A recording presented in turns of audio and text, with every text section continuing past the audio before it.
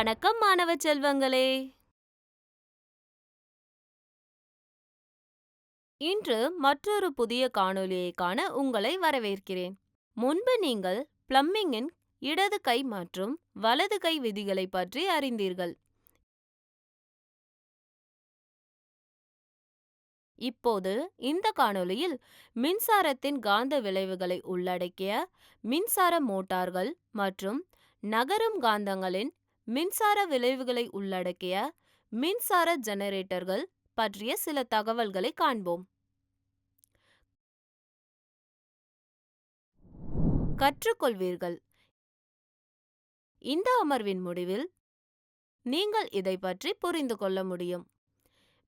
மின்சார மோட்டார், மின்காந்த தூண்டல், ஃபாரடேவின் விதி, மின்சார ஜெனரேட்டர். முக்கிய வார்த்தைகள்: மின்சார மோட்டார், மின் ஆற்றலை இயந்திர ஆற்றலாக மாற்றும் சாதனம். காந்த புலம். மின் திரட்டி, ஒரு சுற்று வழியாக மின்னோட்டத்தின் திசையை மாற்றும் ஒரு சாதனம்.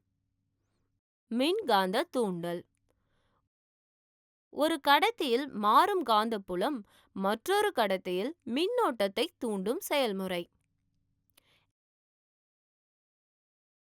எலக்ட்ரிக் ஜெனரேட்டர், இயந்திர ஆற்றலை மின் ஆற்றலாக மாற்றும் சாதனம்.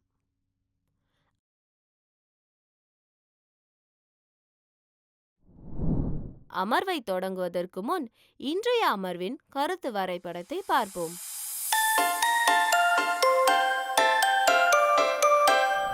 மின் மோட்டார் என்பது மின் ஆற்றலை இயந்திர ஆற்றலாக மாற்றும் ஒரு சுழலும் சாதனமாகும்.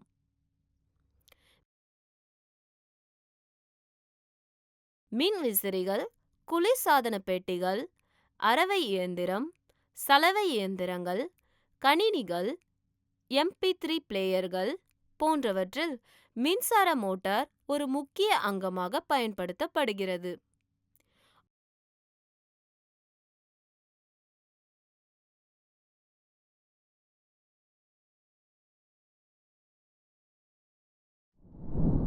ஒரு காந்தப்புலத்தில் சாதாரணமாக வைக்கப்படும் கடத்தியின் வழியாக மின்சாரம் செல்லும்போது கடத்தி மீது ஒரு விசை செயல்படுகிறது மற்றும் இந்த விசை கடத்தியை நகர்த்துகிறது என்பதை ஏற்கனவே பார்த்தோம்.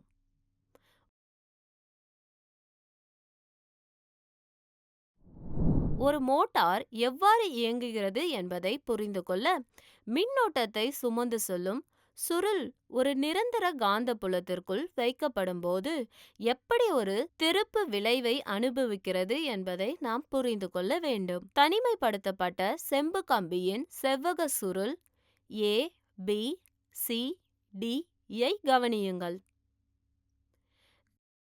கை A, B மற்றும் C, D ஆகியவை காந்த புலத்தின் திசைக்கு செங்குத்தாக இருக்கும் வகையில் ஒரு காந்த புலத்தின் இரண்டு துருவங்களுக்கு இடையில் சுருள் வைக்கப்படுகிறது. சுருளின் முனைகள் ஒரு பிளவு வளையத்தின் இரண்டு பகுதிகளான P மற்றும் Q உடன் இணைக்கப்பட்டுள்ளன. இந்த பகுதிகளின் உள்பக்கங்கள் தனிமைப்படுத்தப்பட்டு ஒரு அச்சில் இணைக்கப்பட்டுள்ளன.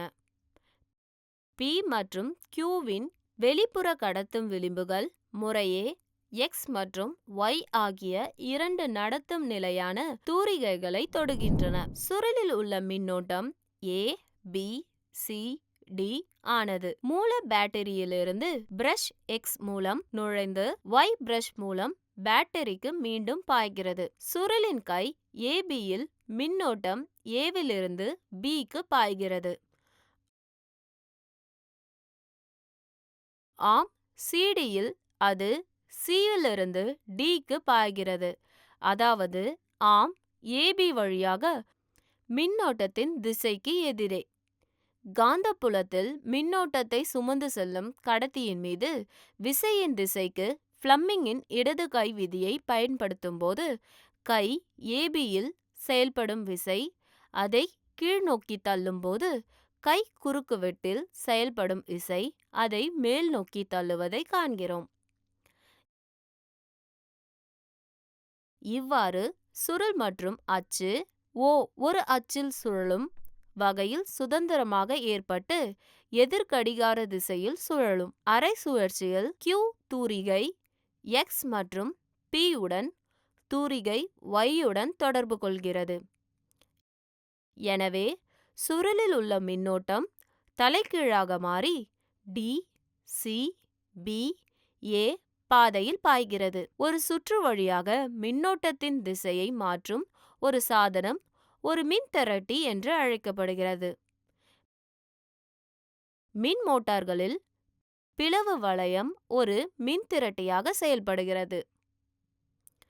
மின்னோட்டத்தின் தலைகீழ் A, B மற்றும் C, D ஆகிய இரு கரங்களில் செயல்படும் விசையின் திசையையும் தலைகீழாக மாற்றுகிறது. இதனால் முன்பு கீழே தள்ளப்பட்ட சுருளின் ஆர்ம் AB இப்போது மேலே தள்ளப்பட்டுள்ளது. முன்பு மேலே தள்ளப்பட்ட ஆர்ம் CD இப்போது கீழே தள்ளப்பட்டுள்ளது. எனவே சுருள் மற்றும் அச்சு ஒரே திசையில் அரை திருப்பமாக சுழலும். மின்னோட்டத்தின் தலைகீழ் ஒவ்வொரு அரை சுழற்சியிலும் மீண்டும் மீண்டும் சுருள் மற்றும் அச்சின் தொடர்ச்சியான சுழற்சியை உருவாக்குகிறது. மின்னோட்டத்தை சுமந்து செல்லும் கடத்தி ஒரு காந்த புலத்தில் வைக்கப்படும் போது அது ஒரு விசையை அனுபவிக்கிறது என்று ஆய்வு செய்துள்ளோம். இந்த விசை மின் கடத்தியை நகர்த்த செய்கிறது. இப்போது ஒரு நிலையான மின் கடத்தியை சுற்றி ஒரு காந்தப்புலம் மாறும் சூழ்நிலையை கற்பனை செய்வோம். இதை முதலில் ஆங்கில இயற்பியலாளர் மைக்கேல் ஃபாரடே ஆய்வு செய்தார்.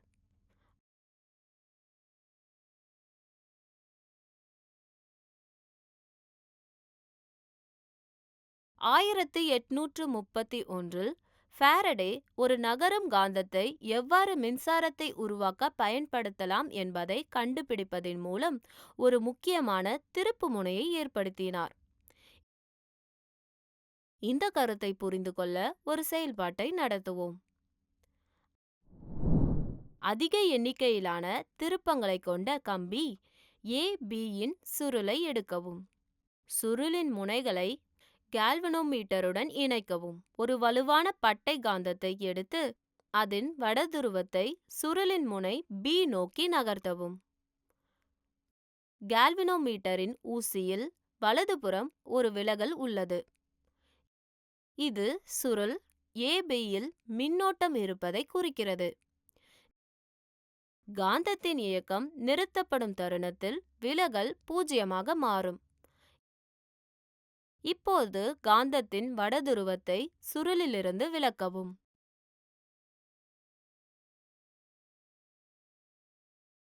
கால்வனோமீட்டர் இடதுபுறம் திசை திருப்பப்பட்டு மின்னோட்டம் இப்போது முதல் திசைக்கு எதிர் திசையில் அமைக்கப்பட்டிருப்பதை காட்டுகிறது. நீங்கள் காந்தத்தின் தென் துருவத்தை சுருளின் முடிவு B நோக்கி நகர்த்தினால் கால்வனோமீட்டரில் உள்ள விலகல்கள் முந்தைய வழக்கிற்கு நேர்மாறாக இருக்கும். சுருள் மற்றும் காந்தம் இரண்டும் நிலையாக இருக்கும்போது கால்வனோமீட்டரில் விலகல் இருக்காது. சுருளை பொறுத்து ஒரு காந்தத்தின் இயக்கம் தூண்டப்பட்ட சாத்தியமான வேறுபாட்டை உருவாக்குகிறது என்பது இந்த செயல்பாட்டிலிருந்து தெளிவாகிறது. இது சுற்றுவட்டத்தில் தூண்டப்பட்ட மின்சாரத்தை அமைக்கிறது. ஒரு கடத்தியில் மாறும் காந்தப்புலம் மற்றொரு கடத்தியில் மின்னோட்டத்தை தூண்டும் செயல்முறை மின்காந்த தூண்டல் என்று அழைக்கப்படுகிறது.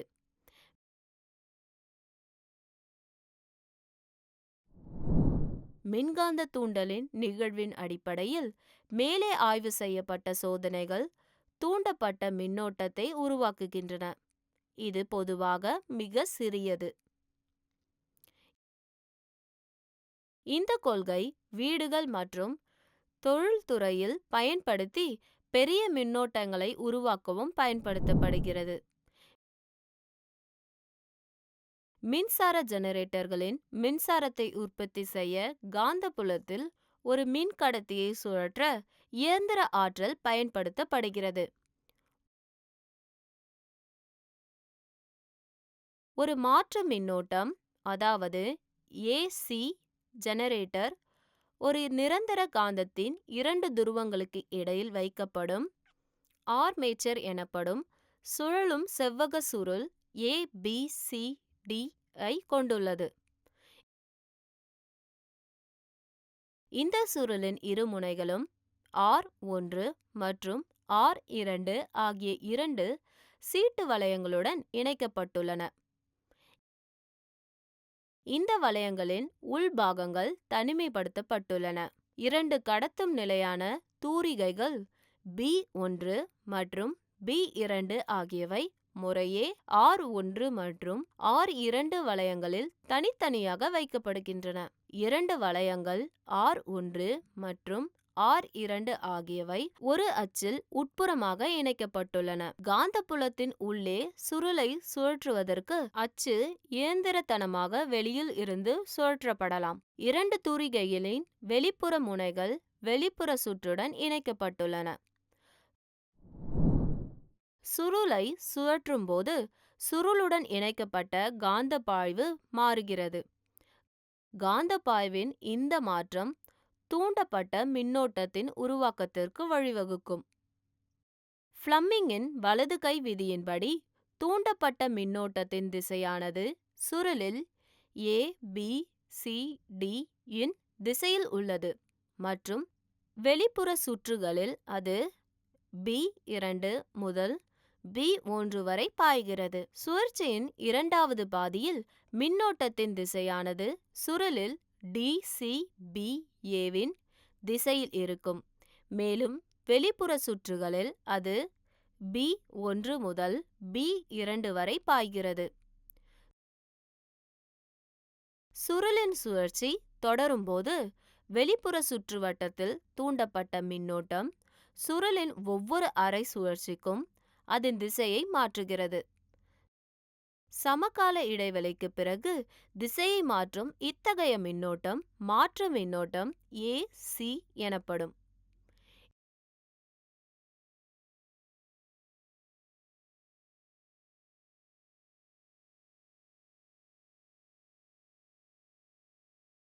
இந்த சாதனம் AC ஜெனரேட்டர் என்று அழைக்கப்படுகிறது. நேரடி மின்னோட்டத்தை, அதாவது DC பெற ஒரு வளைவு பிளவு மாதிரி மின்திருட்டியை பயன்படுத்த வேண்டும். இந்த ஏற்பாட்டின் மூலம் ஒரு தூரிகை எப்போதும் புலத்தின் மேலே நகரும் ஆர்முடன் தொடர்பில் இருக்கும், மற்றொன்று கீழே நகரும் ஆர்முடன் தொடர்பில் இருக்கும். இதனால் ஒரு திசை மின்னோட்டம் உருவாகிறது. ஜெனரேட்டர் இவ்வாறு DC ஜெனரேட்டர் என்று அழைக்கப்படுகிறது. நேரடி மற்றும் மாற்று மின்னோட்டங்களுக்கு இடையேயான வேறுபாடு என்னவென்றால், நேரடி மின்னோட்டம் எப்போதும் ஒரே திசையில் பாய்கிறது. அதே சமயம் மாற்று மின்னோட்டம் அதன் திசையை அவ்வப்போது மாற்றுகிறது. நினைவில் வைத்துக் கொள்ளுங்கள், மின் மோட்டார் என்பது மின் ஆற்றலை இயந்திர ஆற்றலாக மாற்றும் ஒரு சுழலும் சாதனமாகும். மின்கடத்தியில் மாறும் காந்தப்புலம் மற்றொரு கடத்தியில் மின்னோட்டத்தை தூண்டும் செயல்முறை மின்காந்த தூண்டல் என்று அழைக்கப்படுகிறது.